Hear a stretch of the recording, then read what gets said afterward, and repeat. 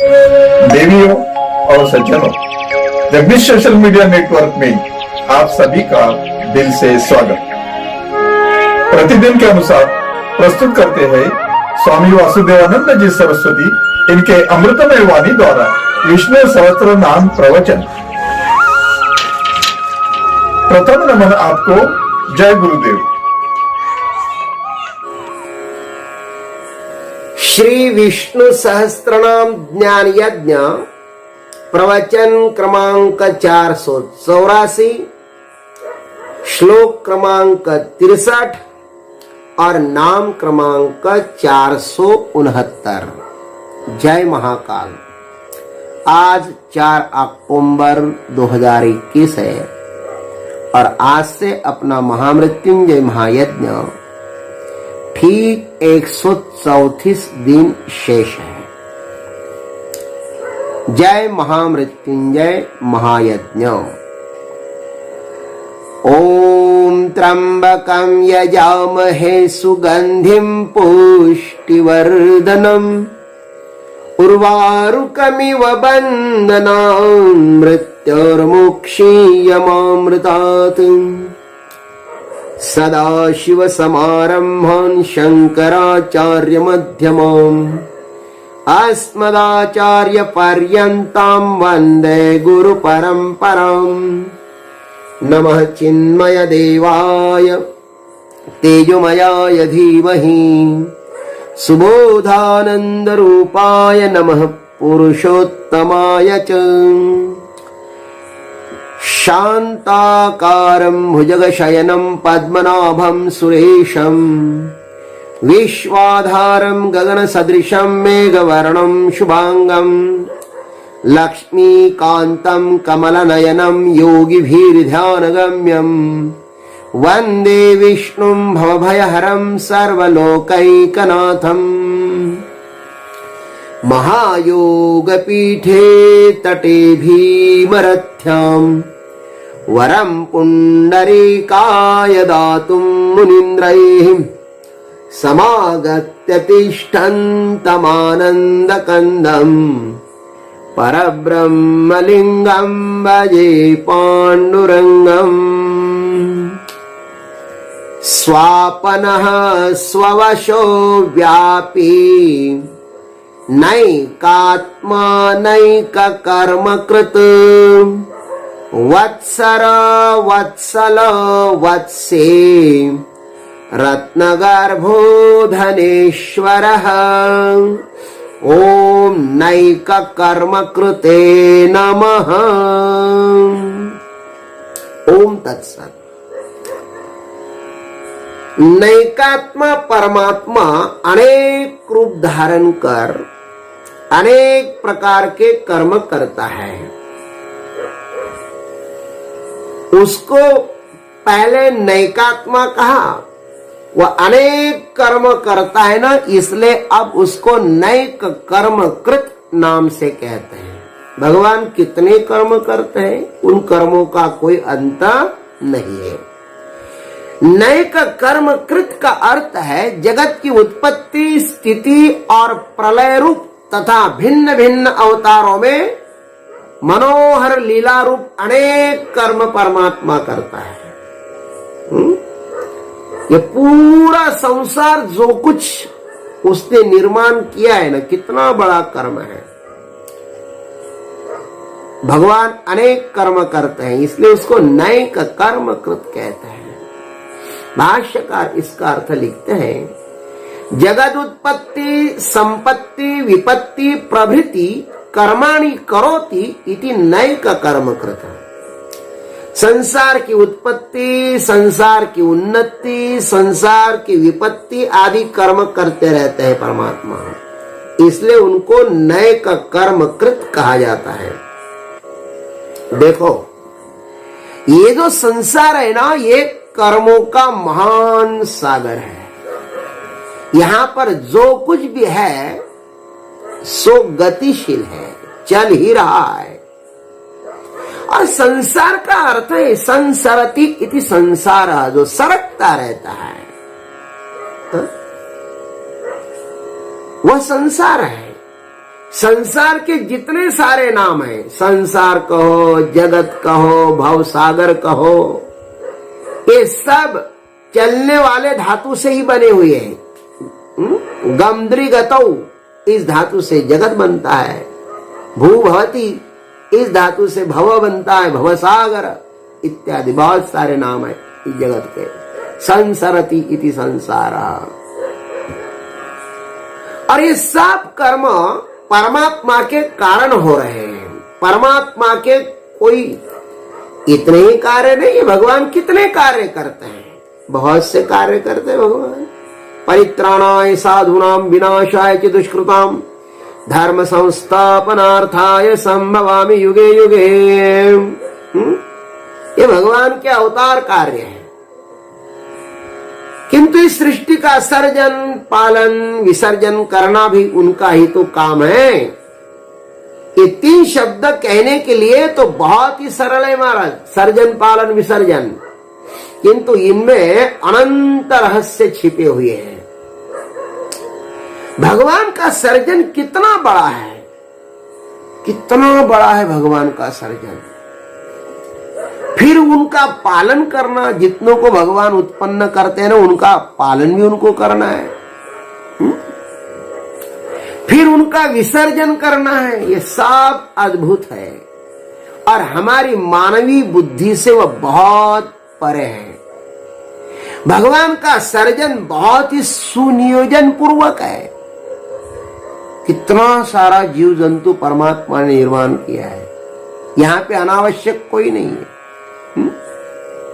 जहां पर जिसकी आवश्यकता है वहां पर उस परमात्मा ने उस प्रकार का नियोजन किया है। हमें तो कई बार ऐसा लगता है ये जुए, ये किलनी, ये मच्छर आदि भगवान ने क्यों निर्माण किए होंगे। किंतु इसके पीछे भी उसका कोई उद्देश्य होगा। जिस पशुओं को मारकर इसने खून चूसा होगा ना, वही किलनी आदि होकर इसका खून चूसते हैं। यहां तो ऐसा एक हाथ से करो और दूसरे हाथ से भरो। तुम किसी का खून चूसते हो ना, तो वे भी कभी ना कभी तुम्हारा खून चूस ही लेंगे। ये संसार का नियम है। कुछ तो राज होगा जो भगवान ने इतने सारे बनाए हुए हैं। विधाता का विधान निरर्थक नहीं होता। प्रत्येक विधान के पीछे, प्रत्येक कार्य के पीछे कोई ना कोई कारण अवश्य है। हमारे में और अन्य जंतुओं में कोई भी भेद नहीं है। हम सबका शरीर पार्थिव ही है। सबके भीतर समान यंत्र भगवान ने बैठाए हुए हैं। सबके शरीर में सप्त धातुएं एक जैसी है। दशेंद्रिया, अंतकरण और सब कर्म करते, सब एक जैसा ही है। और ध्यान रखना, हमारे उन कर्मों का हिसाब किताब भी उस परमात्मा के पास है। इस भगवान तो कर्म विधाता है। अवतार लेकर तो भगवान अनेक कर्म करते ही है, किंतु अनंत जीवों के रूप में भी वे कर्म कर रहे हैं। उनके ही कारण सब जीव अपने अपने भोगों के, कर्मों के अनुसार भोग रहे हैं, भोग रूपी कर्म कर रहे हैं। जीव यदि अपने सर्व कर्म भगवान को समर्पित कर देना, तो वह कर्म करते हुए भी मुक्त हो जाता है। इसलिए जो हमारे द्वारा कर्म हो रहे हैं ना, वह हम भगवान को समर्पित कर दें। जीव और ब्रह्म कोई अलग थोड़ी ना है, दोनों एक ही है। केवल दृष्टि मात्र बदलना है। मैं की जगह परमात्मा को बैठाना है। मैं नहीं कर रहा हूं, ये सब परमात्मा कर रहा है और वही कर रहा है। हम बिना कारण बोझ उठा रहे हैं। श्रुति माता कहती है, मुद्गलोपनिषद में कहा है, एतत् योगेन परम पुरुषो जीवो भवति नान्यः। वह ब्रह्म 3 ताप, 6 कोश, 6 उर्मिया, 5 कोश, 6 भाव विकार, इन सब के संयोग से वह परम पुरुष ही जीव का रूप धारण करता है। यह जो जीव है ना, ममैवांशो जीव लोके, ऐसा भगवान ने कहा है। इस जीव में और ब्रह्म में कोई भेद नहीं है। संसार की तरफ आसक्त हुआ है इसलिए उस चैतन्य को जीव कहते हैं, और स्वयं में जब मस्त हो जाएगा तो उसी जीव को ईश्वर कहते हैं, ब्रह्म कहते हैं। जब तक तुम्हारे तृप्ति का केंद्र संसार है तब तक तुम जीव हो। जिस दिन तुम्हारे तृप्ति का संतुष्टि का केंद्र स्वयं हो जाओगे ना, उसी दिन आप ब्रह्म हो जाओगे। निरालंबोपनिषद में बड़ी सुंदर व्याख्या की है।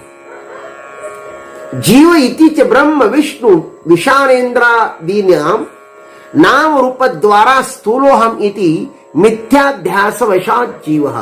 ये जीव क्यों हुआ है? जब उस चैतन्य को ब्रह्मा विष्णु महेश इंद्र आदि नाम और रूप के द्वारा कि मैं स्थूल हूं ऐसा जब जीवों को लगा, इस मिथ्याध्यास के कारण ही वो जीव कहलाता है। मैं स्थूल हूं ऐसा जब उसको लगा। वैसे तो वह और मैं एक ही हूं, परमात्मा और जीवात्मा एक है, इसमें कोई भी भेद नहीं है। लेकिन जीव ने इस कर्मों को पकड़ा हुआ है और परमात्मा ने कर्मों को नहीं पकड़ा है। इसलिए ये को हम बहुश्याम एकाकी नारमतः इत्यादि अनेक श्रुतियां हैं। सब कर्म उस परमात्मा की सत्ता से ही हो रहा है, वही तो कर रहा है सब। एक को हम बहुश्याम, वही तो एक परमात्मा अनेक रूपों में आ गया। अकेले को उसको अच्छा नहीं लगता था, इसलिए अनंत जीवों में अनंत रूपे अनंत वेशे उन्होंने धारण करके रखे हुए। लेकिन हम भूल गए, भीतर तो ईश्वर बैठा हुआ है, लेकिन ईश्वर को तो हम तो भूल गए और हम कह रहे कि जो कुछ है इस संसार में वह हम ही है। इसलिए मेरे भाई परमात्मा अपने भीतर बैठा है। जीव और परमात्मा इसमें कोई भी भेद नहीं है। हाँ, वह इनका ध्यान रखना, सब कर्म उसकी ही सत्ता से हो रहे हैं, किंतु वह इनका करता नहीं है। सब कुछ उसकी सत्ता से हो रहा है, वही करवा रहा है, लेकिन वह इन किसी का भी करता नहीं है। जैसे लाखों उपकरण विद्युत से बिजली से चलते हैं, किंतु विद्युत उसका करता नहीं है। अथवा सब कर्म सूर्य की उपस्थिति में हो रहे हैं, सब व्यवहार सूर्य की उपस्थिति में हो रहे हैं, किंतु सूर्य उसका करता नहीं है। वैसे ये समूचा प्रपंच परमात्मा की सत्ता से ही चल रहा है, सब परमात्मा के कारण चल रहा है, किंतु वह इसका कर्ता नहीं है। सब अपने अपने कर्म के अनुसार वर्तन कर रहे हैं। एक कर्म बड़ी विचित्र लीला है, इसलिए तो परमात्मा को कहते कि वह नैक कर्म कृत है। भगवान केवल सुनियोजक है, इतना ही उनका कर्तव्य है। शेष सब चलता रहता है। सब लोग अपने अपने प्रारब्ध के कारण, कर्म के कारण कर्म कर रहे हैं। भगवान का स्वरूप है सब, लेकिन भगवान को भूलने के कारण वे सब इस संसार रूपी गर्त में पड़े हुए हैं। इस नए का कर्म कृत परमात्मा के नाम से हमें इतना ही सीखना है कि हम जो कुछ भी करते हैं वह उसके श्री चरणों में समर्पित कर हमें कर्म जाल से सदा के लिए नित्य मुक्त होना है। जो कुछ हम कर रहे हैं, मैं नहीं कर रहा हूं, वही हमसे करवा रहा है। हम तो मात्र निमित्त है। भगवान भी अर्जुन को यही कहते कि निमित्त मात्रम भव सव्यसाचिन। अरे सब तो मैं ही कर रहा हूं मेरे भाई, तू केवल निमित्त हो जाए। नए का कर्म कृत हमें इतना ही बोध दिलाता है कि वह परमात्मा कहता है कि तू मात्र निमित्त हो जा, सब कुछ मैं ही कर रहा हूं। ऐसा समझ करके हम भगवान नए का कर्मकृत परमात्मा को प्रणाम करते हैं और आज के वाणी को विश्राम देते हैं। ओम तत्सत। जय गुरुदेव, जय जगदीश्वर, जय जय महाकाल। फिर मिलेंगे। ओम तत्सत। भाइयों और बहनों, अभी आप सुन रहे थे स्वामी वासुदेवानंद जी सरस्वती इनके अमृतमय वाणी द्वारा विष्णु सहस्त्र नाम ज्ञान यज्ञ प्रवचन का अगला भाग लेकर कल सुबह फिर आपकी सेवा में उपस्थित होंगे। हरि ओम।